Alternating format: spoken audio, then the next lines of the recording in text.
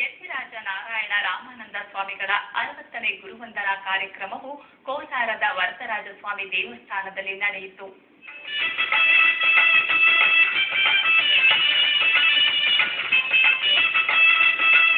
ಕೋಲಾರ ಪಟ್ಟಣದ ಅಮ್ಮನವರ ಪೇಟೆಯಲ್ಲಿರುವ ಶ್ರೀ ವರದರಾಯ ಸ್ವಾಮಿ ದೇವಸ್ಥಾನದಲ್ಲಿ ವಿಶೇಷ ಕಲ್ಯಾಣೋತ್ಸವವನ್ನು ಏರ್ಪಡಿಸಲಾಗಿತ್ತು ಹಾಗೂ ಮಧುರ ಮಂಗಳ ಶ್ರೀ ಯತಿರಾಜ ನಾರಾಯಣ ರಾಮಾನಂದ ಸ್ವಾಮಿಗಳವರ 60ನೇ ತಿರುನಕ್ಷತ್ರದ ಪ್ರಯುಕ್ತ ವಿಶೇಷ ಪೂಜೆ ಹಾಗೂ ಲೋಕ ಕಲ್ಯಾಣಕ್ಕಾಗಿ ಅಷ್ಟಾಕ್ಷರಿ ಹೋಮ ಮತ್ತು ಗುರುವಂದನಾ ಕಾರ್ಯಕ್ರಮವು ನಡೆಯಿತು.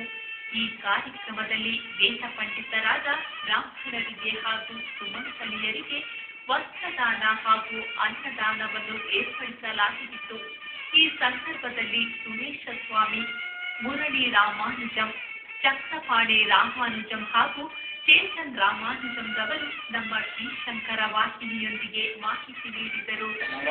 ಭೂದೇವಿ ಸಮೇತರಾಗಿರುವಂತಹ ಕೋಲಾರ ಕ್ಷೇತ್ರದಲ್ಲಿ 320 ವರ್ಷಗಳಿಂದ ಪ್ರತಿಷ್ಠಾಪಿಸಲ್ಪಟ್ಟಂತಹ ಶ್ರೀ ವರದರಾಜ ಸ್ವಾಮಿ ಸನ್ನಿಧಿಯಲ್ಲಿ ಕಾಂಚೀಪುರದ ಎಂಬಾರ್ ಮಠಾಧಿಪತಿಗಳಾಗಿರುವಂತಹ ಶ್ರೀ ಯತಿರಾಜ ನಾರಾಯಣ ರಾಮಾನುಜೀಯ ಸ್ವಾಮಿಗಳ ತಿರುನಕ್ಷತ್ರವನ್ನು ನಾವಿಂದು ಹಮ್ಮಿಕೊಂಡಿದ್ದೇವೆ.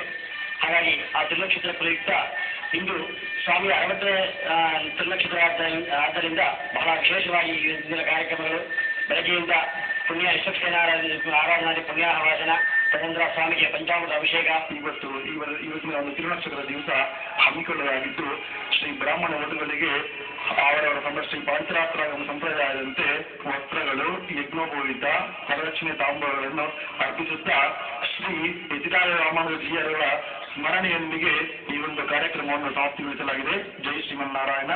ಬೆಂಗಳೂರು ನಗರದ